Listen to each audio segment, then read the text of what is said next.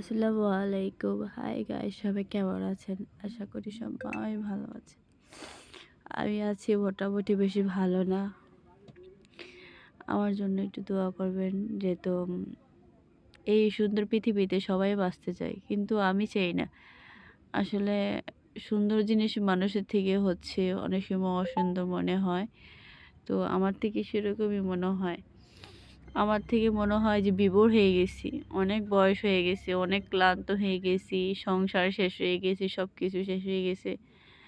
আ আশেপাশে সবাই আছে, মা-বাবা, ভাই-বোন উম আছে। বলি না যে নেই। কারো ভালোবাসা পাইনি, তারপরও নাই। তারপরে এত কিছুর মাঝখানে শূন্যতা অবশ্যই অভাব আছে। কিসের অভাব তা জানি না। আজকে অনেকদিন পর আপনাদের মাঝখানে একটা ভিডিও নিয়ে আসলাম।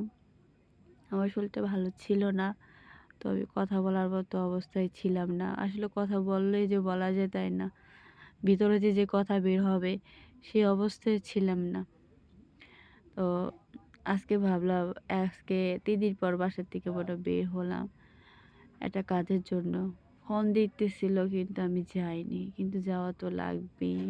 সাথে নেওয়ার জন্য বাসায় লোকও আসছিল। আমার বোনটা আসছিল, তো ওর সাথেই চলে গেলাম গল্প করতে করতে।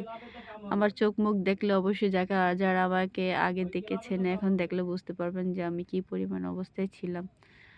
তো যাই হোক, আমার কিচ্ছুই ভাল লাগে না।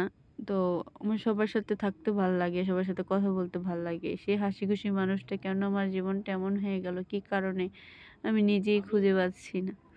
সে কারণগুলো যদি খুঁজে পেতাম, আর আমি জিজ্ঞেস করতাম কেন এমন হয় মানুষের জীবনে, আমার না সবার জীবনে কেন এমন হয়?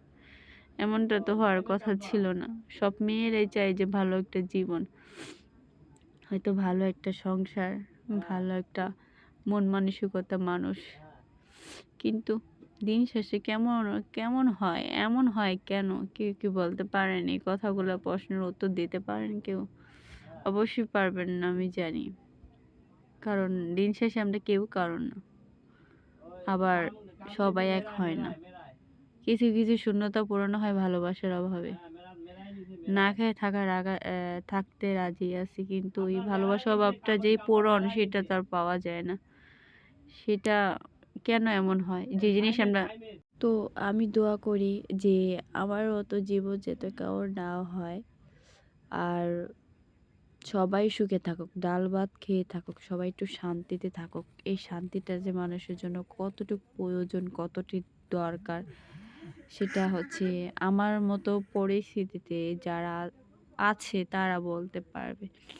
অনেক অনেক মানুষের বুক ফাটে তো মুখ ফাটে না, কেউ বলতেও পারে না। কিন্তু আমার বলতে কোনো দ্বিধাবোধ নেই। আমি সব চাই মানুষের কাছে শেয়ার করতে। শেয়ার করলে অনেক ভালো লাগবে, মন মানসিকতা হালকাও লাগবে।